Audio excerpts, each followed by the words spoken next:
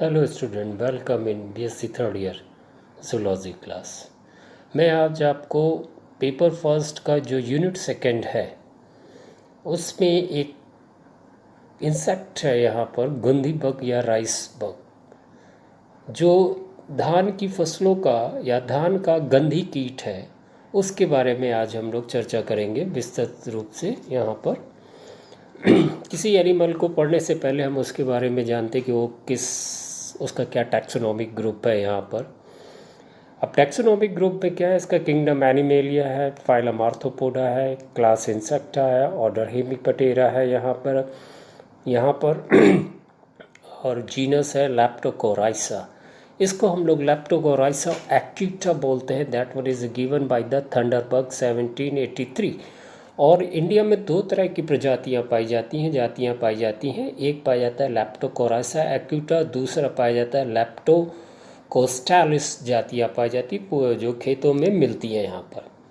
अब गांव देहात में सामान्यतः इससे भाषा में हम लोग बोलते हैं सिलेंडर राइस बग बोलते, या स्टिंक बग बोलते, या राइस गंधी बग बोलते। जो एग्जामिनेशन में पूछा जाता है राइस गंधी बग के नाम से पूछा जाता है, या फिर आपसे कहता है लैप्टोकोराइसा लैप्टोकोराइसा एक्यूटा के बारे में बताइए, विस्तृत जानकारी दीजिए यहाँ पर उसके स्ट्रक्चर्स के बारे में या उसकी लाइफ साइकिल्स के बारे में। अब ये एनिमल्स कहाँ पाए जाते हैं, इनका जियोग्राफिकल डिस्ट्रीब्यूशंस क्या है? जियोग्राफिकल डिस्ट्रीब्यूशंस क्या है? ये ऑस्ट्रेलिया है, भूटान है, चाइना है, फिजी है, इंडिया है, इंडोनेशिया है, मलेशिया, मॉरिशस, म्यांमार एट्सेट्रा। उत्तर भारत में ये जो कीट है, इंडिया में स्पेशली क्या होता है, यह कीट जुलाई से लेकर अक्टूबर तक बहुत ही क्रियाशील रहता है। कब उत्तर भारत में कब पाया जाता है ये कीट? जुलाई से अक्टूबर तक। जाड़े के दिन में क्या होता है, ये इनएक्टिव हो जाता है या अक्रिशील्स होता है यहाँ पर कहते हैं। परंतु दक्षिण भारत में यह नवंबर से लेकर दिसंबर तक बहुत ही एक्टिव रहते हैं यहाँ पर। तो ये जो एनिमल्स हैं इन्हें ये पूरे भारतवर्ष में पाए जा रहे हैं, ऐसा नहीं है। यहाँ पर दिसंबर से मार्च तक ये कीट क्या रहता है कि एक कह सकते हैं कि शिशिर सुषुप्ता अवस्था, जिसे डायपॉस स्टेज कहते हैं, वहाँ पर इनएक्टिव स्टेज में पड़ा रहता है। लेकिन जैसे अप्रैल से जून तक खाद्य पदार्थों के अभाव से अक्रियशील रहते हैं यहाँ पर। इस कीट की उत्पत्ति विकास के लिए चाहिए हमें 26.9 सेंटीग्रेड से लेकर 28.2 सेंटीग्रेड के तापक्रम चाहिए यहाँ पर, तथा जो ह्यूमिडिटी होनी चाहिए 80 से लेकर 82% के बीच में जो ह्यूमिडिटी होती है, आर्द्रता होती है, वो इसके लिए क्या रहती है, उपयुक्त रहती है यहाँ पर। अब हम लोग आगे की तरफ बढ़ते हैं। इसकी लाइफ साइकिल अभी आपको पता ही हो गया कि जो गंधी बग होता है, इसका जो फूड प्लांट है जो जिसके ऊपर ये पाया जाता है यहाँ पर, या कह सकते हैं कि फसलों को नुकसान, फसलों के नाशक कीट है यहाँ पर, क्रॉप कीट या पेस्ट है यहाँ पर।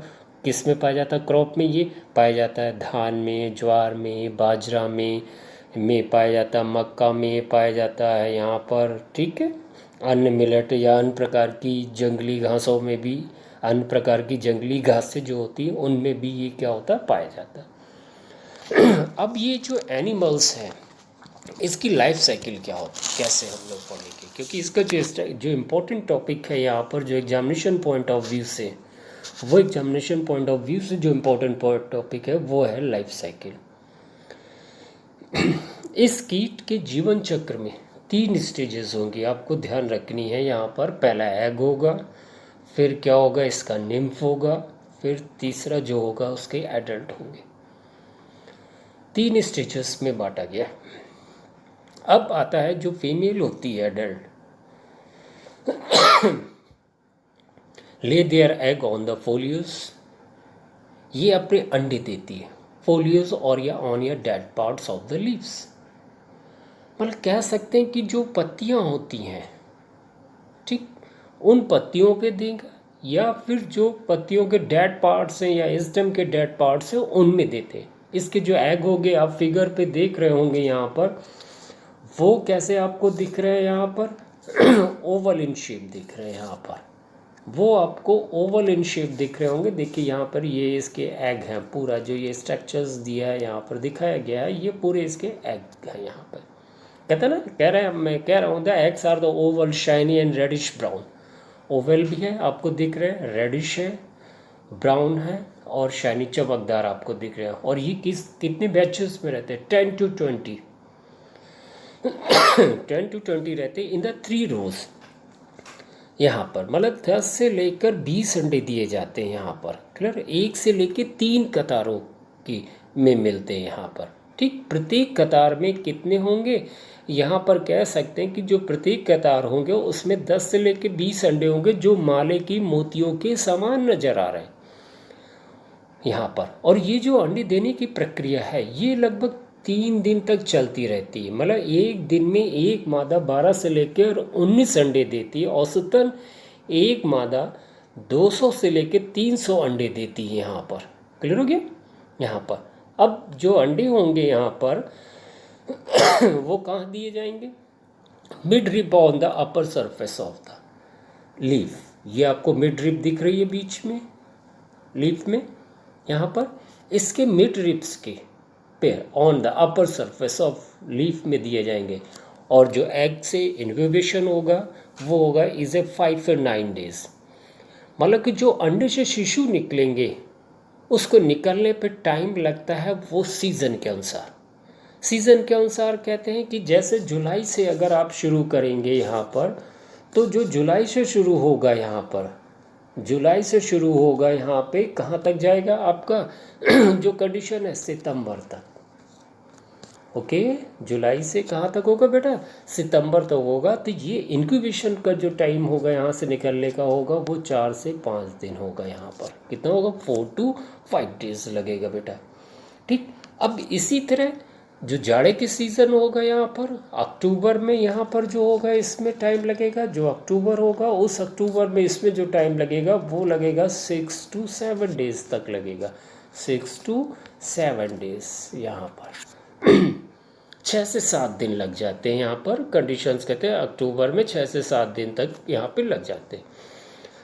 अब जब एग क्या होगा यहाँ से जो एग कंडीशंस होगी यहाँ पर एग की, एक मिनट जस्ट, हाँ, एग जो होगा, एग से क्या निकलेगा? शिशु निकलेगा। और इस शिशु को हम लोग बोलते हैं निम्फ बोलते हैं, कहते हैं, क्या बोलते हैं? निम्फ बोलते हैं यहाँ पर। कहते हैं nymph is the process through the 5 nymphal stage in the 7 to 26 days. Nymphal stages are not easily distinguished because they are the green color, however their the size varies. मतलब कि अंडों से निकला जो शिशु होगा वो हल्के पीले रंग का होगा। वो 1 से 1.75 मिलीमीटर तक कह सकते हैं कि वो लंबा होगा, ये रेंग के चलता है और कोमल पत्तियों के क्या करता है? तनों को रस चूसता है यहाँ पर। क्लियर हो गया? यहाँ पे मतलब ये किसको, जो इसका शिशु होगा यहाँ पर वो क्या होगा? कितना होगा? 1.75 मिलीमीटर लंबा होगा और रेंग के चलता है यहाँ पर, कोमल पत्तियों तनों के क्या होता है? ये रस को चूसता है यहाँ पर। क्लियर हो गया? और इसमें क्या होगा? सबसे खास बात है कि 5 times 5 बार मोल्टिंग होगी। जब 5 बार मोल्टिंग होगी तो जिसके फलस्वरूप ये क्या होगा? ये कन्वर्ट हो जाएगा, किस में कन्वर्ट हो जाएगा? ये एडल्ट में कन्वर्ट हो जाएगा यहाँ पर। जो एडल्ट की लाइफ है वो लगभग रहती है 69 days की यहाँ पर। और जो एडल्ट होता है यहाँ पर, इंसेक्ट होता है, उसकी जो लंबाई होगी यहाँ पर, उसकी जो लंबाई होगी आपके पास, जो लंबाई होती है उस एडल्ट की वो होती 15 to कितनी होगी? 17 mm होगी यहाँ पर। लेंथ होगी यहाँ पर कितनी होगी? कितनी होगी बच्चों? 15 से लेकर 17 mm तक की लंबाई होती है यहाँ पर। ठीक, और क्या होगा? 3 से लेकर 4 4.4 4.4 3 to 4.4 mm क्या होगा बेटा ये चौड़ा होगा। चौड़ा का मीन्स इंग्लिश में क्या कहते हैं, that one is a wide depth होगा। यहाँ पर क्लियर हो गया। यहाँ पर अब इसका शरीर का जो रंग होता है वो शुरुआत में कैसा होगा, कहते हल्का होगा, धानी होगा, कहते हैं कि पीला होगा, लेकिन बाद में ये क्या होता है कि भूरा हो जाता है यहाँ पर। अब कहता है कि they are the very active during the late afternoon and early morning. They are active during the late afternoon and early morning. Okay, मतलब कहने का मतलब है कि बहुत ज़्यादा एक एक्टिव होते हैं लेट आफ्टरनून और या अर्ली मॉर्निंग में, under the sunlight, bright sunlight. यहाँ पर they are the hide in the grassy area, जो फसल के नीचे ग्रास होती है, घास होती है, उस घास में क्या होता है ये छुप जाते हैं यहाँ पर। क्लियर। इन कूलर एरियाज में देखिए कह रहा है कि एडल्ट्स अंडरगो चले जाते हैं एस्टिवेशन या डायोपास, निष्क्रियता पे चले जाते हैं कूलर एरियाज में, ठीक, जिसे आप बोल सकते हैं अपनी भाषा में एस्टिवेशन मीन्स शीत निष्क्रियता या डायोपास मीन्स होता प्रसुप्ता। On the emergency they feed on the wild host for 1 or 2 generation. जो अपना वाइल्ड होस्ट होता है यहाँ पर, जो जंगली होता है होस्ट होता है, ग्रासेस होती है, इनमें सब में ये फीड करते 1 से लेकर 2 generation. Before migrating into the rice field, rice field में जाने से पहले जब उसमें फ्लावरिंग स्टेज होती है, then they are the moving, तब वो मूव करेंगे वहाँ से। अगर हम यहाँ पर स्ट्रक्चर्स को देखें, यहाँ पर कंडीशंस को इसको देखें, यहाँ पर एनिमल्स को, अगर इस एनिमल को आप ऑब्जर्व यहाँ पे देख रहे होंगे ध्यान से, इसका स्ट्रक्चर्स देखिए, डिटेल स्ट्रक्चर्स है यहाँ पर बेटा भैया। अब यहाँ पर अगर स्ट्रक्चर्स को देखा जाए तो ये पतले शरीर वाला है, दिनचर कीट है, दिनचर समझ गए, डायगोनल इंसेक्ट है यहाँ पर और इसकी टांगे क्या होती हैं, हल्की सी लंबी होती है, और सिर कैसा होता है, वो छोटा होता है यहाँ पर, ठीक। जिसके निम्न तल पर 4 सिगमेंट होते हैं यहाँ पर, 4, जिसके निम्न तल पर क्या होते हैं 4 segmented rostrum, that one is rostrum, rostrum होते हैं यहाँ पर। कंडीशंस कह रहे हैं शुंड जिसे कह सकते हैं आप अपने भाषा में, और सिर के सामने पे 4 सिगमेंटेड, ये क्या है 4 सिगमेंटेड एंटीनी है, ये इसका एंटीना है, 4 कंडीशन एंटीना है यहाँ पर। क्लियर हो गया। और इसमें 2 जोड़ी क्या होंगे कि ये जो यहाँ पर लगे हैं इसके बॉडी के ऊपर कवर पे यहाँ पे दिख रहे हैं, that one is A wings होंगे। ये 2 जोड़ी इसके क्या है, ये विंग्स है यहाँ पर, 2 जोड़ी इसमें पाए जा रहे हैं। कंडीशंस क्या है, this one is the wings 2 जोड़ी इस पे क्या पाए जा रहे हैं बेटा, विंग्स पाए जा रहे हैं यहाँ पर, कंडीशंस आ रही है, तो दिस वन इज कंडीशंस। अब यहाँ पर जो एनिमल्स हैं, यहाँ पर जो मेल होता है यहाँ पर, कंडीशंस कहते हैं कि उस मेल की जो लाइफ साइकिल्स होगी यहाँ पर, उस मेल की लाइफ साइकिल होगी लगभग आप कह सकते हैं 33 दिन तक। जो मेल होगा उसका जो जीवन काल होगा, हिंदी में कहते हैं हम लोग जीवन काल यहाँ पर, या लाइफ स्पैन कहेंगे मेल की कंडीशंस, वो कितनी होगी, कहते हैं कि 33 डेज तक होती है यहाँ पर। ओके, 33 डेज तक होगी यहाँ पर। और उसी तरह जो फीमेल होगी यहाँ पर, उस फीमेल का जो लाइफ स्पैन होगा, वो लाइफ स्पैन होगा लगभग कितना होगा, 55 डेज तक का होता है बेटा। ओके 55 दिन तक होता है। इसके वर्ष भर में 5 पीढ़ियाँ ब्रूड्स होती हैं, या 5 पीढ़ियाँ होती हैं यहाँ पे, पीढ़ियों को मीन्स ब्रूड्स होती हैं यहाँ पर, 5 जनरेशन्स होती हैं यहाँ पर। अब क्या होता है कि इसके सिम्टम्स क्या होते हैं यहाँ पर फीडिंग कॉज, एम्पटी और small gain during the milking stage. मतलब कि जब ये खेतों में क्या होता है कि जो राइस होते हैं, जब उसमें छोटे छोटे दाने निकलते हैं, जब मिल्की स्टेज होता है, तब ये उनके ऊपर फीड करता है यहाँ पर। एट द सॉफ्ट या hard hard dough stage feeding cause a deform या स्पॉटेड ग्रीन यहाँ पर। तो यहाँ पर क्या होता है कि जब ये छोटे छोटे इंसेक्ट है यहाँ पे सॉरी सीड है यहाँ पे राइस का, उसके ऊपर फीड कर रहा है, तो फीडिंग करने से क्या हो रहा है कि जो उसकी ग्रोइंग स्टेज के समय उसका जो शेप होना चाहिए वो शेप कैसा होगा, डिफॉर्म हो गया। और ये ग्रेन क्या हो गया, जब डिफॉर्म हो गया तो उसमें क्या हो गया कि होल होने से उसके अंदर जो होल के अंदर है जो एक मिल्की है यहाँ पर, उस मिल्की सिक्रीशंस पे या फ्लूइड पे क्या हो गया, फंगल इन्फेक्शन हो गया। जब फंगल इन्फेक्शन हो गया जिसके कारण ग्रेन क्या होता है, स्पिलिंग हो जाता है, स्पॉयलर्स हो जाता है, वो सड़ने लगता है और ब्लैकिश इन कलर नज़र आता है यहाँ पर। तो that one is mostly they are the affected the ये मोस्टली इफेक्टेड कर रहे हैं राइस फील्ड को। कब कर रहे हैं, जब उस पर सीडलिंग स्टेज होती है, सीड का फॉर्मेशन होता है, वो भी सीड का फॉर्मेशन होता है, स्मॉल ग्रेन्स होते हैं जब ड्यूरिंग द मिल्किंग स्टेज यहाँ पे कंडीशन। अब ये जो एनिमल्स हैं ये देखिए पूरी लाइफ साइकिल है। That one is adult, adult हुआ, फिर एडल्ट हुआ, फिर हैक्स हुआ, then after that one is a nymph में कंडीशंस हुई, निम्फ में मोल्टिंग हुई यहाँ पर, क्लियर हो गया। मोल्टिंग होने के बाद they are the form the again the adult conditions. Okay, clear हो गया। यहाँ पर मतलब जो मोल्टिंग होगी वो कितनी होगी, 5 टाइम्स होगी, आपको ध्यान रखना है। निम्फ 5 टाइम मोल्टिंग करके कन्वर्ट होता है, किस में कन्वर्ट होता है, वो कन्वर्ट होता है एडल्ट फॉर्म पे कन्वर्ट होता है यहाँ पर। अब यहाँ पर जो इसका बायोलॉजिकल कंट्रोल है, पहले तो हम 2 कंडीशंस देखेंगे, एक बायोलॉजिकल कंट्रोल होता है, एक केमिकल कंट्रोल्स होता है यहाँ पर, क्लियर हो गया।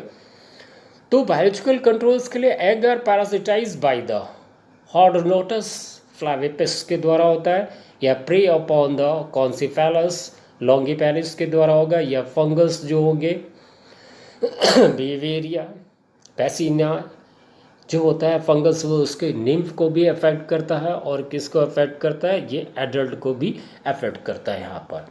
अब दूसरे रूप में जब हम केमिकली देखेंगे यहाँ पे, तो केमिकली में हम मैलाथियन डस्ट 5% लेंगे, उसको एट द रेट, ठीक है, 8 kg पर एकड़ पे हम मिलाएंगे यहाँ पर, 5% होगा 8 kg पर एकड़ पे, या मैलाथियन 50 ES होगा यहाँ पर at the rate of 2 ml of the, ठीक है 2 ml होगा यहाँ पर लीटर, अबाउट द 350 ml पर एकड़ पे यहाँ पर हम उसको मिलाएंगे। और या take up the spraying on the pencil, 270 litre of the spraying chemical is required the per एकड़।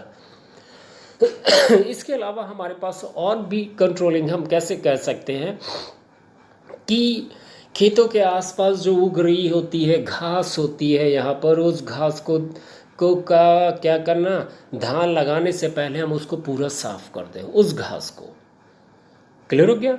और दूसरी चीज़ कहते हैं कि जिन पत्तियों पे अंडे हों, हम ऑब्जर्व करेंगे, फिजिकली देखेंगे, जिन में अंडे होंगे उनको हम क्या करेंगे, काट के जला देंगे। यहाँ पर कंडीशंस है जिससे काट के जलाने पे क्या होगा, उन अंडे से क्या होगा, इंक्यूबेशंस के थ्रू निम्फ का फॉर्मेशंस नहीं होगा यहाँ पर, क्लियर यहाँ पर।